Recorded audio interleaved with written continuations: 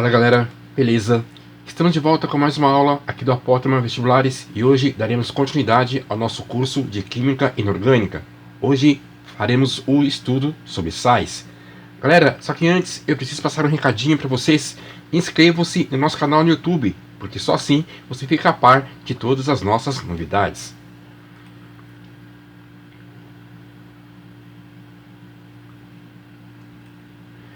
Introdução. Muito provavelmente, quando você ouve a palavra sal, a primeira coisa que lhe vem à mente seja o sal de cozinha, no caso, cloreto de sódio, que é esse cara aqui para vocês. Também seja bem possível imaginar que esse seja o único sal existente. Galera, é verdade, né? Eu mesmo, quando tive o meu primeiro contato com o sal, tá? No caso, considerando o estudo da química, tá? Eu achava que além de só existir aquele sal que a gente conhece, que é usado para temperar alimentos, tá? Eu também achava que aquele sal, tá, fosse o único sal existente, tá? O que não é verdade. Na verdade, tá, o sal ele já era usado desde a antiguidade, tá? Ele vem do latim salário, tá? Que no caso era uma forma, tá, era usado como moeda de troca, no caso, tá, tanto para fazer pagamento quando algumas pessoas lutavam lá na antiguidade. Na química, a palavra sal significa um grupo de substâncias com características próprias. Entre uma dessas características está o fato de sais serem substâncias iônicas.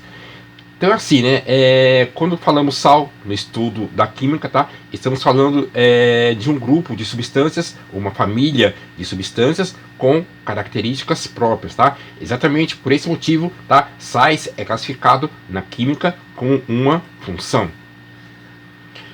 Neste grupo de substâncias, tá, ou famílias, podemos destacar, além do já conhecido cloreto de sódio, o carbonato de cálcio, esse cara, brometo de potássio, esse aqui, sulfato de sódio, esse cara, e o cloreto de lítio.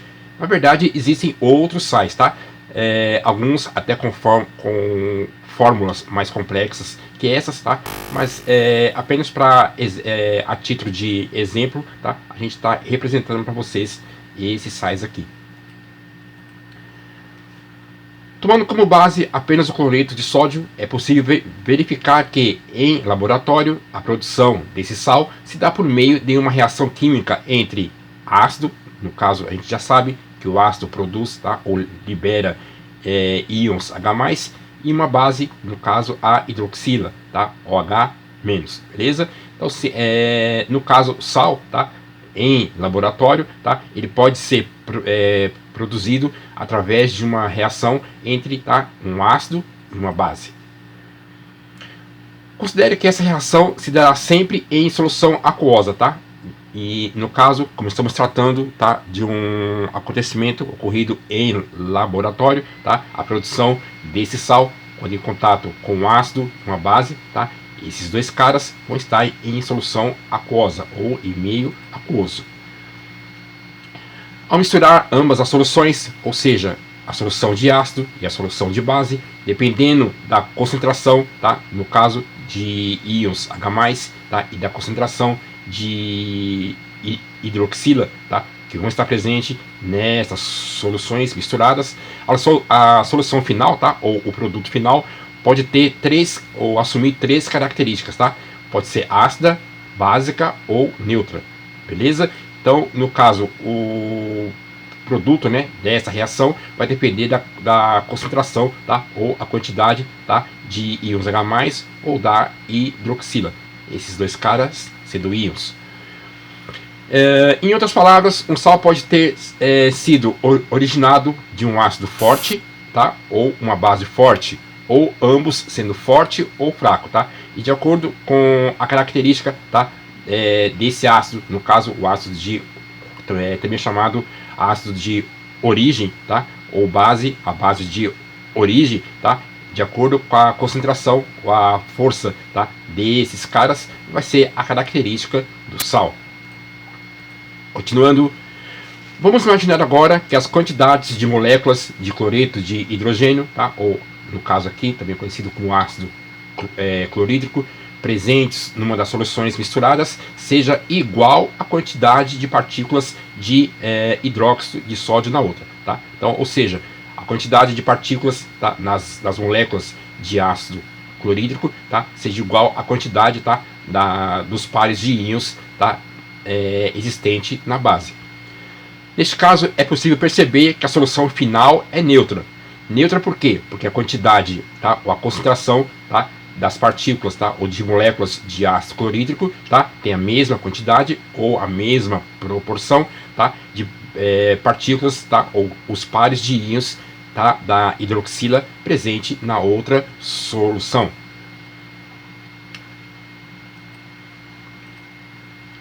Então, uma outra situação que também pode acontecer é que se nós deixarmos a água evaporar de modo completo, tá, vai existir um resíduo sólido, tá? Esse resíduo sólido é um resíduo, no caso, além de sólido, é branco, tá? Vai ficar no fundo do recipiente. A esse resíduo, tá, a gente dá o nome de precipitado. Então, esquematicamente, nós temos a situação para vocês, tá? Então, nós temos aqui uma solução aquosa de ácido clorídrico, tá? Ou cloreto de hidrogênio, tá? E uma outra solução, também aquosa, de hidróxido de sódio, que é esse cara aqui, tá? Nós estamos considerando, tá, que as partículas presentes nessas duas soluções, tá, tem proporções iguais, tá? Ou tenham as mesmas quantidades, ok?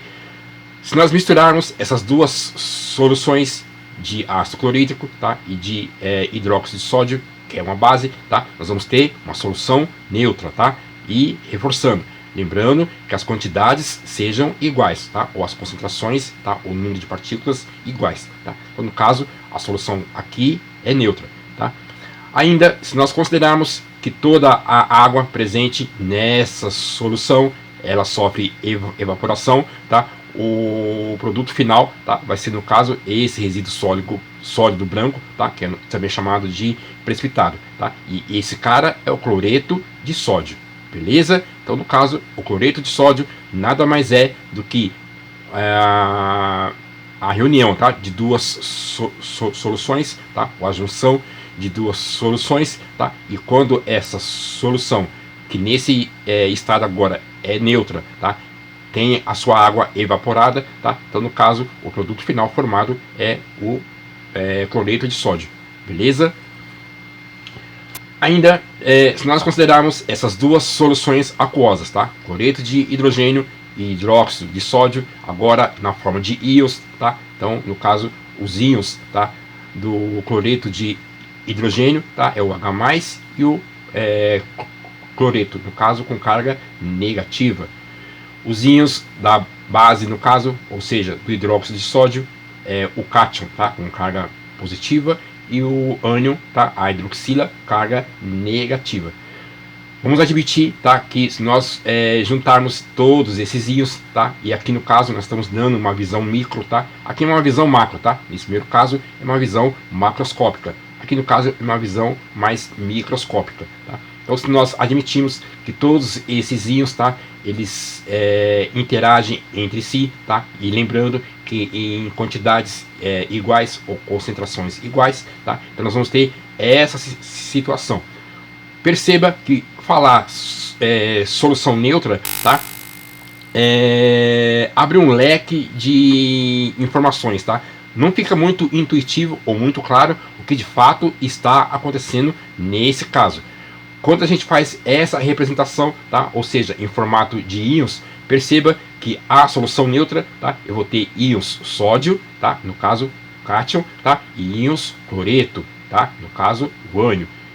E aqui no caso, tá, o que seria, o que nós comumente chamamos de água, tá, mas a melhor forma de você representar, tá, a água é dessa forma, tá, porque você está dizendo que esse H, tá, veio do ácido, tá, e esse OH veio da base, que é a hidroxila, beleza? Então, no caso, se evaporar todo esse HOH, tá? No caso seria água, tá? Vou ter íons de cloreto de sódio sólido, beleza? Essa é a melhor forma de se fazer uma representação da neutralização total, tá? E grava isso, é neutralização total, porque a quantidade, tá, o número de partículas, tá, tanto das moléculas de ácido, tá, quanto dos pares de íons da base são iguais ou têm a mesma proporção. Continuando, neutralização total. Quando misturamos duas soluções, conforme já vimos no quadro anterior, ocorre uma reação entre os íons H+ e hidroxila H-, formando a água. Então, no caso, a água, tá, é a reunião ou a interação desses dois íons. Tá? E a essa reação damos o nome de neutralização. Perceba, né? Nós temos o H, tá? No caso, esse cara vem do ácido, e o OH, tá? Proveniente da base. Tá? A reação ou a interação desses dois caras vai ter a formação da água. Tá? E galera, tá? Se acostume a sempre que você for fazer uma representação, tá, da formação da água, embora é muito comum a gente ver a representação ou esse produto dessa reação como H2O, tá? Quando você representa assim, tá? Você está identificando para o examinador, tá, que o H2O, que esse H é proveniente do ácido e esse OH é proveniente da base, beleza? É possível perceber que a neutralização faz com que os íons H+, tá, e a hidroxila H- presentes em solução se transformem em água e, assim, fica em solução apenas o cloreto, tá, de sódio, tá, os pares de íons, tá, conforme nós vimos, tá, no quadro anterior. Tá. Só voltar aqui a fita, esse cara que está aqui para vocês, beleza? Voltando, onde eu parei, então aqui, tá? Então, dito isso tudo, é a partir disso, tá, que surge o conceito de sais, beleza? Ou seja, sais vem de uma reação de neutralização, tá? No caso, para essa nossa aula de hoje, nós vamos estudar apenas neutralização total dos sais, beleza? Então, sais, reforçando, tá, é uma substância, tá, ou um grupo de substâncias, tá, que vem da neutralização total entre um ácido e uma base, beleza? Definição. Sal é um composto iônico que contém pelo menos um cátion diferente de H+, proveniente de um ácido, e pelo menos um ânion diferente da hidroxila H-, que é proveniente de uma base. Tá? Galera, e aqui 1000 asterisco, tá? Em sais, tá? Pelo fato da definição dizer que existe um cátion diferente, no caso do H+, e um ânion diferente da hidroxila H-, isso não quer dizer, tá, que não seja possível existir ou coexistir, tá, em uma mesma substância, tá, outros íons, tá, além, por exemplo, além do cátion H+, pode ter sim o cátion H+, e um outro, tá? É que no caso, para sais, eu tenho que ter um outro cátion diferente ou além desse cara, tá? Mas não significa que ele não possa coexistir numa mesma substância.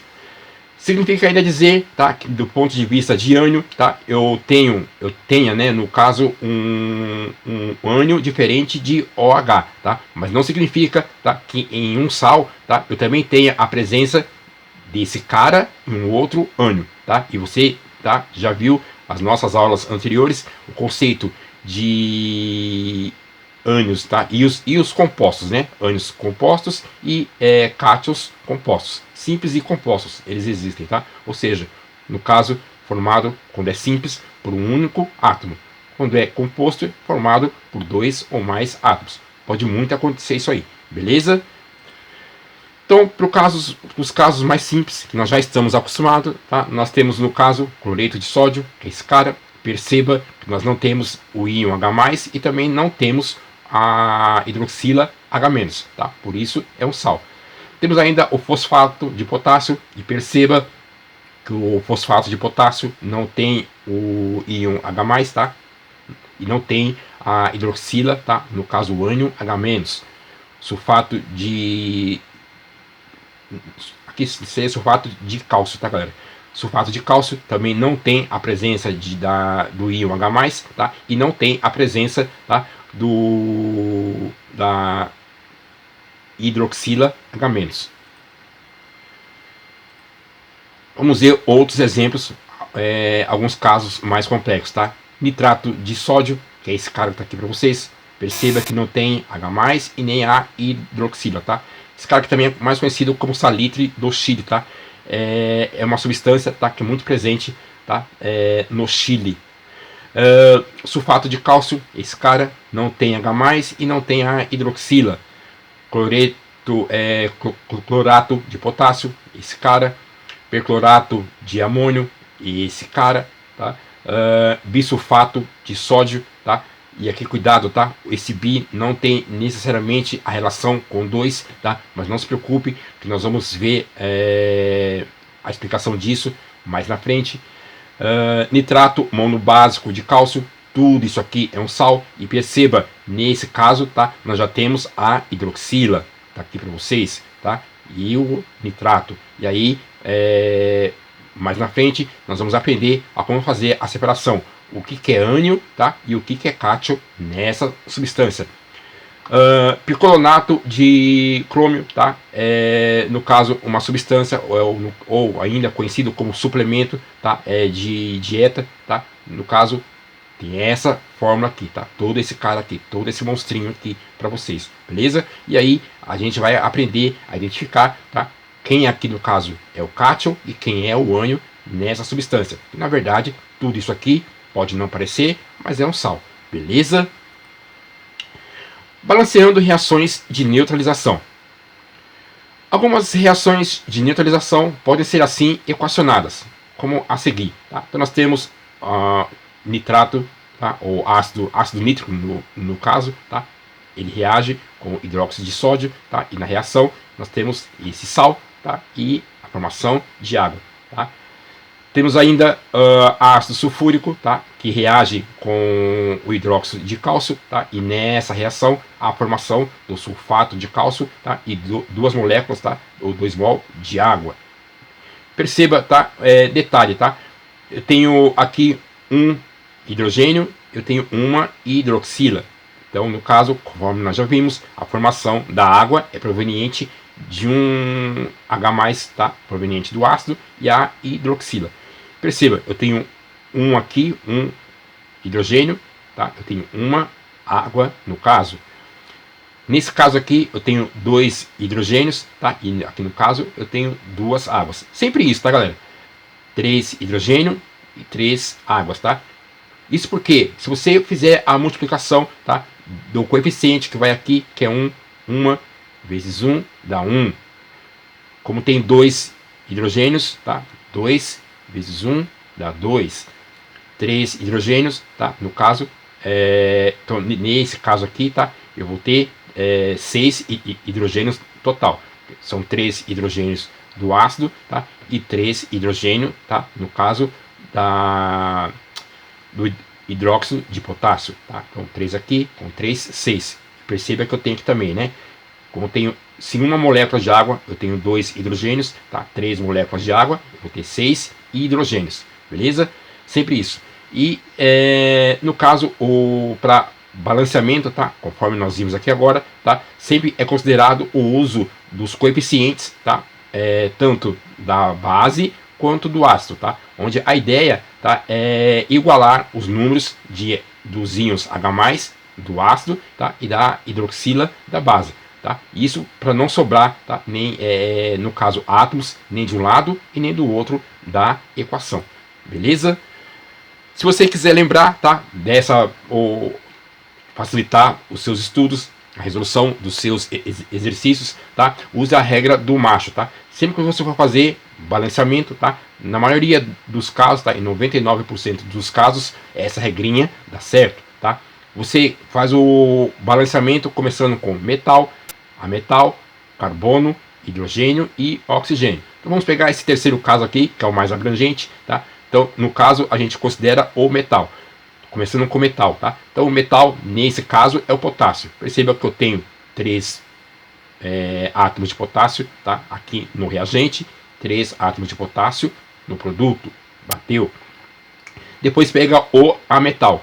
O ametal, nesse caso, nessa equação, é o fósforo, tá? No caso, eu tenho um átomo de fósforo, tá? E se eu tenho um átomo de fósforo no reagente, eu tenho que ter também um átomo de fósforo no produto. Bateu.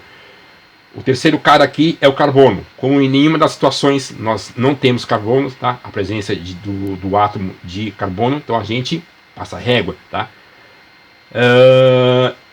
Hidrogênio, agora no caso, perceba que eu tenho 3 hidrogênios aqui, com mais um aqui, 4, tá? Quer dizer, na verdade, tá? Eu tenho 3 hidrogênios aqui, tá? No caso, e aqui 3 vezes 1 aqui, 3. Tá? Então, eu vou ter 6 átomos de hidrogênios nos produtos. Tá? Então, 2 aqui, vezes 3, 6. E por último, sempre o oxigênio é o último a ser analisado, tá? Eu tenho 4 aqui, tá? E mais 3, no caso, 7, né? Eu tenho 4 aqui e mais 3 aqui, 7. Beleza? Sais normais, fórmulas e nomenclatura. Quando retiramos hidrogênios ionizáveis de um ácido, obtém-se a fórmula do ânion dele originado. Tá? Então, a situação que nós vamos ter aqui é a seguinte. Tá? Sempre que a gente pode representar um ácido, tá, da sua forma genérica, por HXA, tá? Aqui o hidrogênio, esse X, tá? A atomicidade, o número de hidrogênios, tá? Na substância, tá? E esse cara é o A, tá? Onde a base, tá? No caso, se a gente fizer essa representação, tá? A base seria esse B, no caso, seria um metal, tá? Ou amônio, tá? E aqui a hidroxila, tá? Então nós vamos ter, de forma geral, a seguinte situação, tá? BOH, que é esse cara que nós já vimos, e esse X é o coeficiente da base, beleza? Como é uma reação, se essa base reagir com um ácido, tá? Hidrogênio, o número de átomos, tá? Ou atomicidade de hidrogênio, tá? E aqui no caso o ânion do ácido, tá? E Y é o coeficiente desse ácido. Então nós vamos ter, tá? Essa aqui é a forma genérica para representar um sal, BXAY. X é o número de átomos, tá? Ou a atomicidade, tá? Do metal, tá? E no caso aqui A, tá? E Y é o número de atomicidade, no caso do ânion que forma o sal, tá? E a formação de água. E perceba, né? Conforme nós vimos no quadro anterior, tá? Para a água é sempre o produto dos coeficientes dos reagentes, tá? Então tem um X aqui e Y faz o produto desses dois caras, vai te dar a quantidade, tá? Ou a proporção, no caso de água, beleza?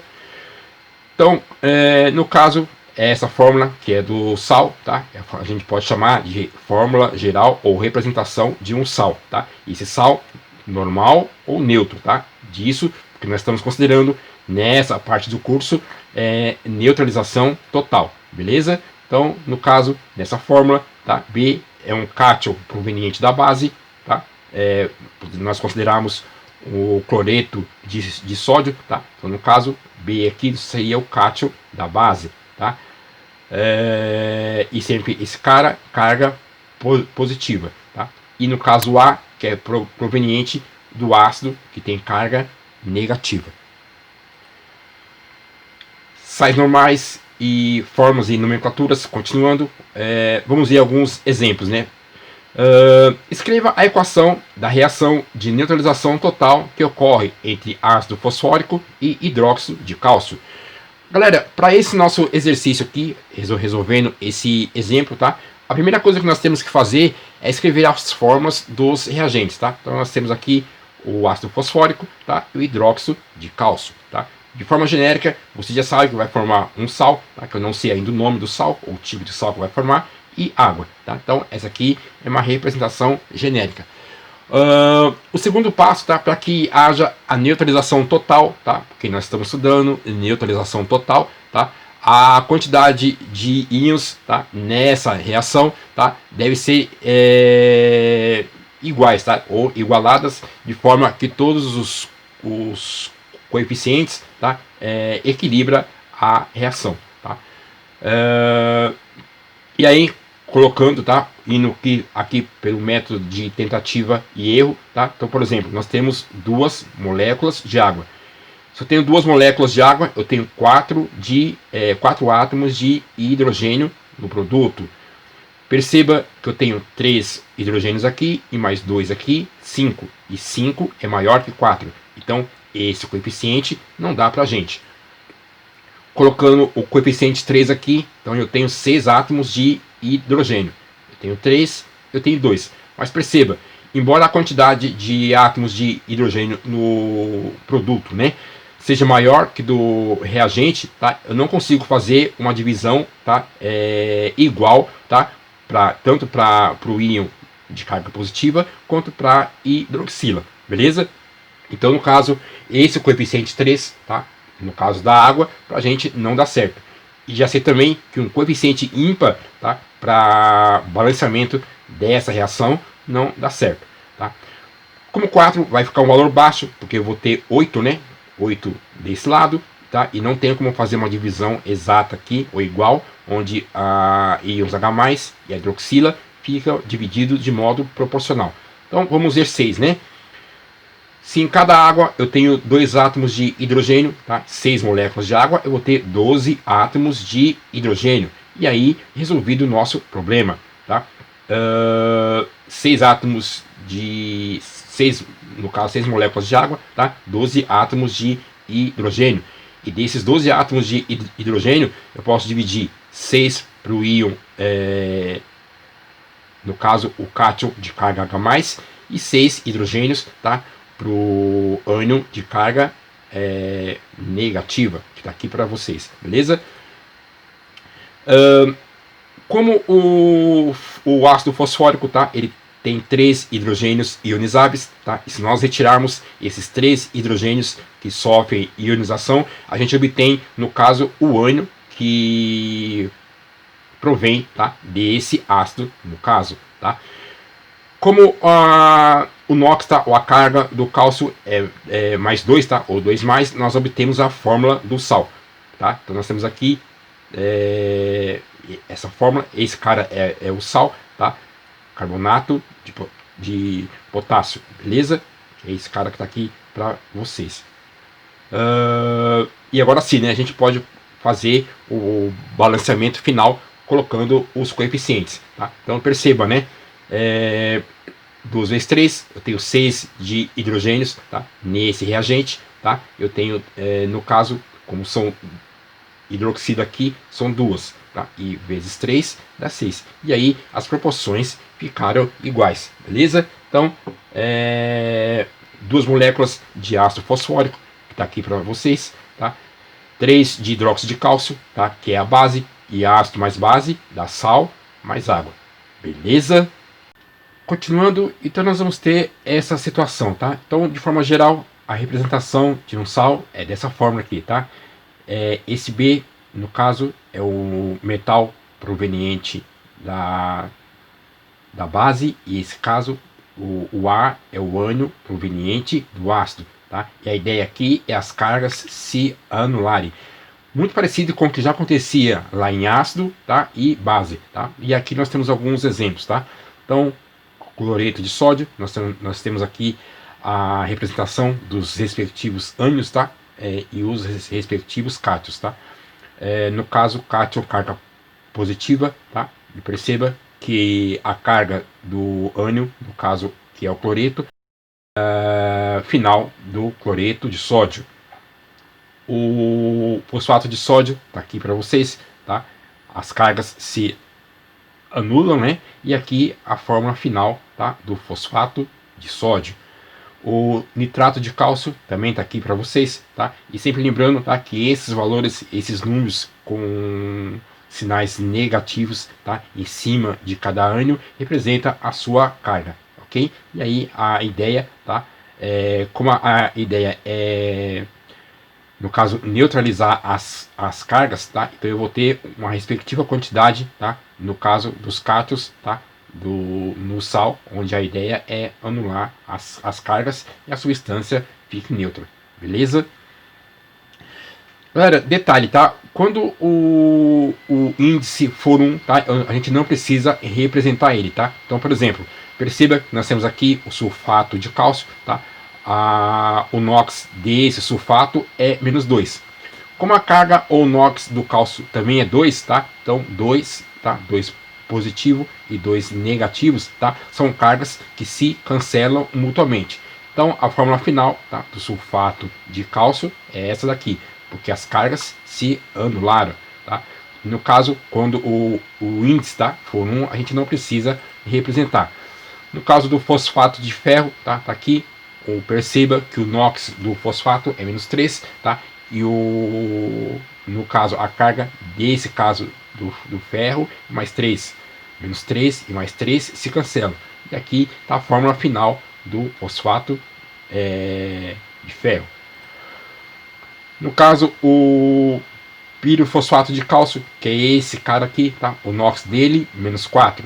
E o NOx do cálcio é 2. Perceba que mesmo fazendo o cancelamento, tá? Ainda sobrou uma carga, né, de 2 para o cálcio. E aí a gente representa dessa forma aqui, tá? E como nós já dissemos, o índice 1, tá? Aqui a gente não precisa representar.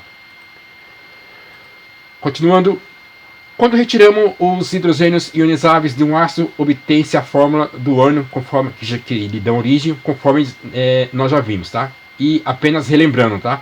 A nomenclatura dos ânions é feita trocando a terminação do nome do ácido, tá? Então, no caso, para sal, tá? A gente só troca a terminação do nome do ácido, tá? Que vai dar origem ao sal, tá? Então, no caso, a gente segue a seguinte regra, tá?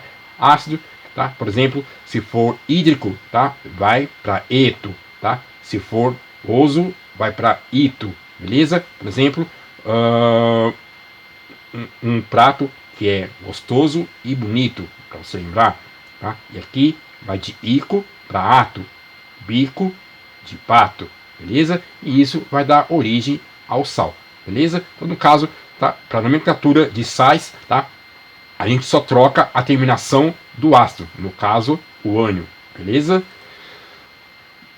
Então, esquematicamente, a gente tem essa situação, tá? O nome do ácido de origem, tá? E aí se troca os sufixos, tá? Que é a terminação do ânion, de eto, ito, o ato, tá? E aí vai dar o nome do sal, né? De onde vem vindo da base e do ácido. Então, por exemplo, se nós considerarmos o ácido clorídrico, tá? Troca-se o hídrico por eto, que nós já vimos em regras anteriores. Tá? Se a base, tá, que vai reagir com esse ácido clorídrico foi hidróxido de sódio, no caso, tá? Então o sal vai ser chamado cloreto de sódio, beleza? E aí tá aqui para vocês. O ácido clorídrico, tá, reage com hidróxido de sódio, tá? E no caso, o ânion do ácido, a terminação, né, na verdade, desse ânion é trocada, tá, de hídrico para eto, tá? E aí eu vou ter cloreto, tá? Cloreto de sódio. E perceba, tá? Que o cátion do caso da base, ela não muda, tá? O cátion da base não muda o nome. É cloreto de sódio. Sódio aqui, mais a água. Tranquilos? A gente pode também, para facilitar o nosso estudo, tá, e a compreensão de tudo que acontece, tá, nesse mundo dos sais, tá, fazendo uma lista completa, tá, completa não, na verdade simplificada com os principais ânions, tá, isso facilita em muitos casos. Então nós vamos ter 3 situações, tá, quando for eto, tá, são ânions sem oxigênios, tá, ou desoxigenados, tá, ato com número máximo de oxigênios, tá? E ito, tá? Que é um oxigênio a menos em relação ou se comparado aos ânions com terminação ato, beleza? Galera, todos esses em escuro, tá? No caso, são átomos pertencentes à família 17 ou 7A da tabela periódica. Então nós temos aqui no caso o fluoreto, tá? E perceba que todos esses caras têm o número de oxidação -1, tá? Então, fluoreto, cloreto, brometo e iodeto tem essa terminação porque não tem oxigênio ou são desoxigenados. Oxigenados ou com o número máximo de oxigênio, clorato, bromato e iodato. Perceba que todos eles aqui no caso, como termina em ato, tá? E os respectivos oxigênios, número máximo, tá? De oxigênios, tá? Nesses ânions, tá? É no caso 3, beleza? Como foi retirado um oxigênio dos ânions que contém a terminação ato, então vai de ato para ito, tá? E 2 oxigênio, 2 oxigênio, 2 oxigênio. Clorito, bromito e aqui seria iodito, tá? No caso, iodito, tá? E no caso, os demais, tá? Hidreto, cianeto, sulfeto, tá? E aí eu tenho nitrato, sulfato, tá? De nitrato vai para nitrito, de sulfato vai para sulfito, carbonato, bicarbonato e fosfato, beleza? Mais exemplos para vocês. Então nós temos aqui, se nós considerarmos o alumínio, tá? E mais o sulfato, então eu vou ter o sal que vai se formar, vai ser o sulfato de alumínio, tá? Se lê da direita para a esquerda. Galera, e nesse caso do sulfato de alumínio, aqui no caso, tá? Sulfato é apenas o SO4, tá? Esse 3 aqui indica a quantidade, tá, de sulfato necessária para estabilizar a substância ou para ligar ao alumínio, beleza? Então, no caso, o sulfato aqui é só o SO4.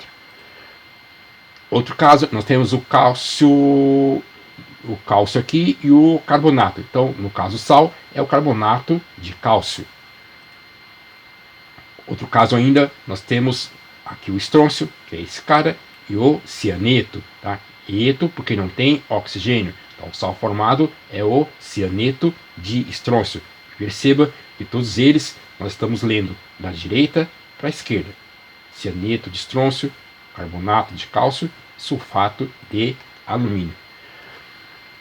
E perceba também, tá, que no caso o radical básico, no caso são os metais, estrôncio, cálcio, alumínio, não sofrem alteração no nome. Continuando, ainda em sais normais, valências para fórmulas. Já sabemos dar o nome a um sal a partir da sua forma. Então, se nós temos uma fórmula de um sal, a gente já sabe dar nome ao sal, tá? Mas como se comportar ou como fazer quando for preciso fazer o inverso, tá? Se você tiver o nome do sal, tá? E precisar montar uma fórmula, tá? Nesse caso aqui, tá? A gente usa o princípio da neutralidade elétrica, tá? Ou no caso a valência, tá? No caso, os cátions, tá? Quanto à sua valência, tá? Aquele númerozinho que vai lá em cima, tá? Ele pode ser divididos em 2 grupos, tá? Cátion com valência fixa e cátion com valência variável. No caso, os átomos, tá, de valência fixa, tá, são átomos que fazem parte da família 1 ou a família 2, tá? Primeira coluna, tá? Ou primeira família, ou segunda coluna, tá? Ou segunda família da tabela periódica, tá? Então, para a família 1, ou antiga 1A, tá? Eles vão ter valência 1+, tá? No caso, lítio, sódio, potássio, tá? Césio, tá? E esses 2 caras, lúdio e frâncio. Família 2, ou antiga 2A, a valência é mais 2, tá? E essas valências, para esses caras, não mudam, tá? Porque a valência é fixa, tá? Berílio, magnésio, cálcio, estrôncio, bário e rádio, tá? Além desses caras, tá, nós vamos ter alumínio, tá, que tem carga positiva, não está na família 1 ou 2A, tá, mas tem valência fixa. Tá? A valência do alumínio é sempre 3+, ou mais 3. Tá? O zinco também tem valência fixa, tá? Não muda, no caso é 2. Tá? E a prata, que é 1, tá? E o amônio, já conhecido de vocês, também tem valência fixa, no caso é 1. Anota aí. Agora, valências variáveis para os sais normais, tá? No caso, os sais, tá, que têm valência variável, tá? Geralmente eles estão ali, tá? Entre os metais de transições, tá? Ou de transição. E no caso, as valências mais comuns, tá? Os casos mais comuns são, no caso, o ferro, que pode ter valência 2 e 3, tá? O cobre pode ter valência 1 e 2, tá? Sempre esse mais aqui está indicando carga positiva, tá? O estanho, no caso, a valência dele pode variar entre 2+, e 4+, tá? Pode ser 2+ e 4+. E o chumbo pode ter valência 2+ e 4+. Detalhe, tá? Como a IUPAC ela não aceita, tá, que uma mesma substância tenha melhor, que substâncias diferentes tenham o mesmo nome, tá? Então a gente até agora só se preocupou, tá, em fazer alteração no sufixo apenas para os ânions, tá? Cloreto, né, de hídrico para cloreto, tá? E como os demais casos, tá? Caso um cátion apresente valência variável, como por exemplo aqui do ferro, tá? O sufixo recebe nomes especiais, tá? Então, como já acontecia nas bases, tá? Então, por exemplo, no caso do ferro, a valência dele é variável, tá? E a gente não pode substâncias diferentes dar um mesmo nome, tá? Então, por exemplo, no caso, se a valência do ferro for +2, tá? Ele vai se chamar cloreto de ferro 2, tá? Sempre esse 2 em algarismo romano. Se a valência dele for 3+, tá? No caso do ferro, tá? Então vai ser cloreto de ferro 3. Beleza? Anota aí. Sais normais, propriedades funcionais. Vamos observar os seguintes fatos. Todos os ácidos diarrênios liberam o mesmo cátion H+, o que é uma verdade. Todas as bases diarrênios liberam o mesmo ânion, que é a hidroxila, carga positiva, carga negativa. Essas duas afirmações são verdadeiras, tá? E isso ocorre para todos os ácidos, no caso, e todas as bases, tá? Pro caso do sal, tá? O sal ele não possui um cátion e nenhum ânion que apareça em todos os casos de sais, tá? Não tem um cátion típico ou específico, tá? Para sais, tá? E também não tem um ânion específico ou típico que serve para todos os sais. Exatamente por esse motivo, ou seja, por não haver um radical funcional, tá? E no caso, tá? Sais não tem radical funcional, tá? Que servem em todos os casos de sais. Então, no caso, os sais não terão, tá? Propriedades funcionais bem definidas. Por outro lado, a gente pode fazer algumas deduções, tá? Ou algumas considerações que geralmente acontecem no caso dos sais. Sais tem, no caso, tem sabor salgado, tá? E cuidado, tá? Não use o fato do sal ser salgado para usar como critério de identificação de um sal, porque alguns sais são venenosos, tá? Sais são compostos tipicamente iônicos, tá? A ligação que é feita, tá, no sal tem caráter iônico, tá? Ou seja, vai haver ali a existência de pares de íons. Sais são sólidos cristalinos que se fundem a altas temperaturas, tá? A temperatura de fusão de um sal, tá, é sempre alta. Solubilidade dos sais normais. A solubilidade dos sais em solução aquosa, nós vamos ter os seguintes casos, tá? E aí nós temos aqui essa tabelinha para vocês, tá? Então nós temos aqui nessa coluna todos os sais, tá? Aqui se é solúvel ou não e aqui as exceções, tá? Então, por exemplo, se nós considerarmos, tá, sais formados por nitratos, cloratos e acetatos, todos eles são solúveis, tá? Não tem exceção de sal que contenham esses ânions que não sejam solúveis. Sais, né, que no caso na sua composição ou nos ânions contém cloretos, brometos e iodetos, são solúveis. Os únicos que não são solúveis, tá, se a prata for, no caso cloreto de prata, tá, não é solúvel, tá? Brometo, tá, que contiver prata, mercúrio ou chumbo, não é solúvel, tá? Iodeto, que também contiver prata, mercúrio ou chumbo, tá, não são solúveis. Sulfato, tá, nesse caso, geralmente são solúveis. As exceções, tá, no caso, que não são solúveis, tá, são sulfatos de cálcio, sulfato de estrôncio, sulfato de bário e sulfato de chumbo. E esses caras, se forem sulfatos, não são solúveis em águas, tá? Sulfetos, tá, são insolúveis, tá?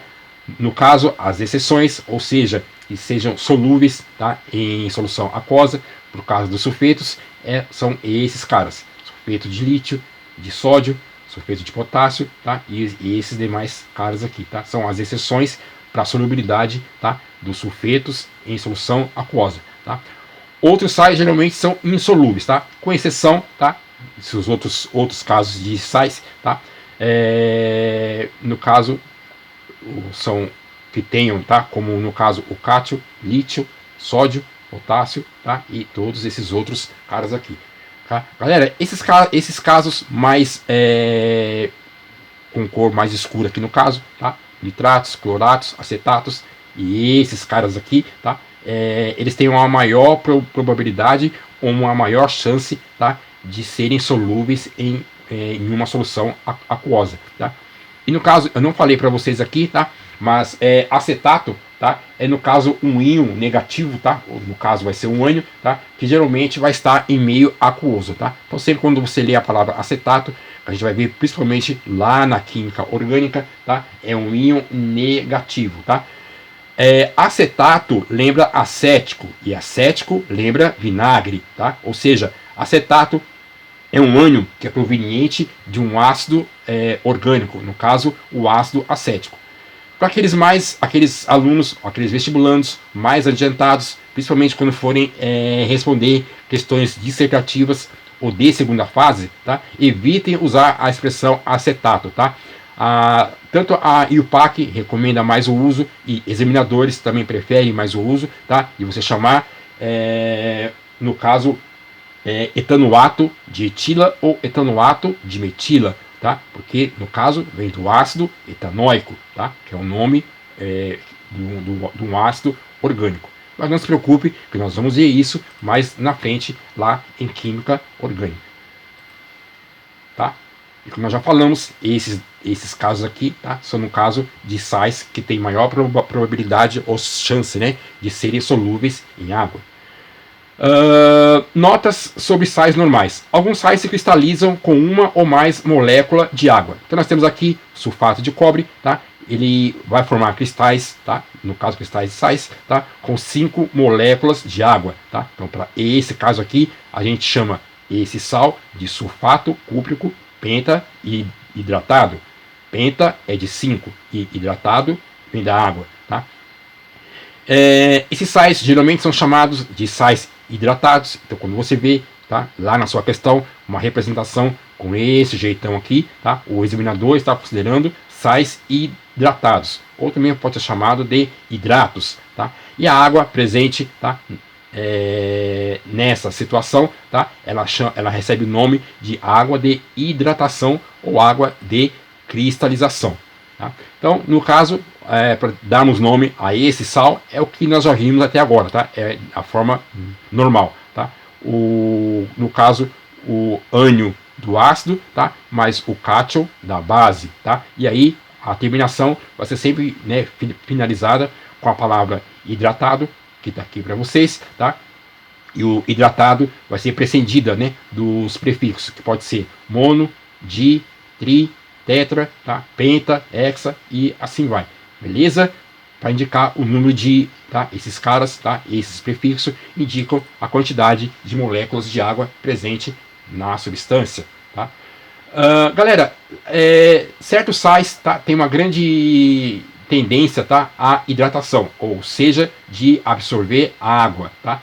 Tanto que eles passam a absorver a umidade do ar ou do meio, tá? Que no caso eles estiverem presente, tá?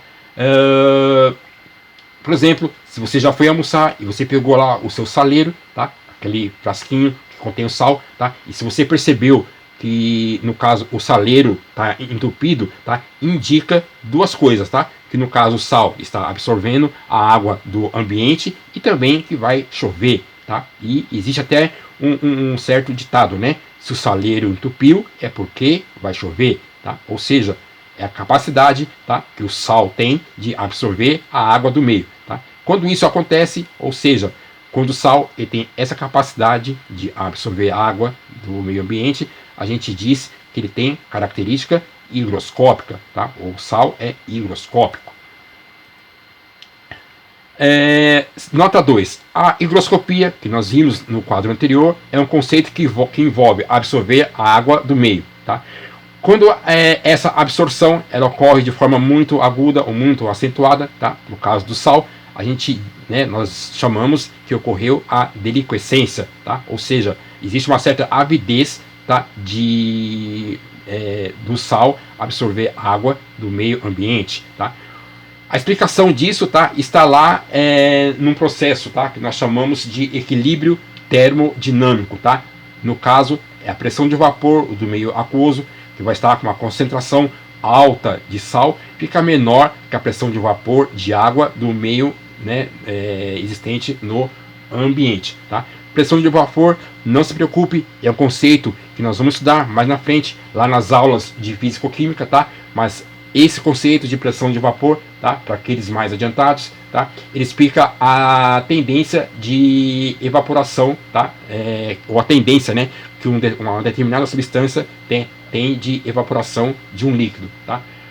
Nesse caso, quanto maior for a pressão de vapor, tá, de uma determinada substância ou de um determinado meio, tá, mais volátil será o líquido, tá? Exatamente por esse motivo que, por exemplo, a acetona ela tem que ficar tampada, tá? Porque ela tem um valor alto de pressão de vapor, tá? E no caso também, quanto maior for a pressão de vapor, menor será a temperatura de ebulição.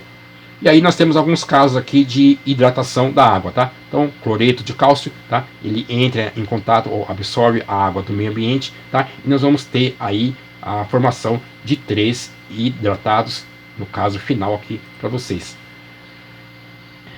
Da mesma forma que ocorre com sais, tá? Que tem essa capacidade de absorver a água do meio, tá? Existem sais que têm a capacidade, tá? Principalmente em ambientes secos, tá? De liberar ou saltar a água de hidratação, que no caso, tá, aqui é o sulfato de sódio, tá? Tá aqui para vocês. Perceba que esse sulfato de sódio, tá, ele sofreu uma hidratação máxima, tá, 10 moléculas de água, tá?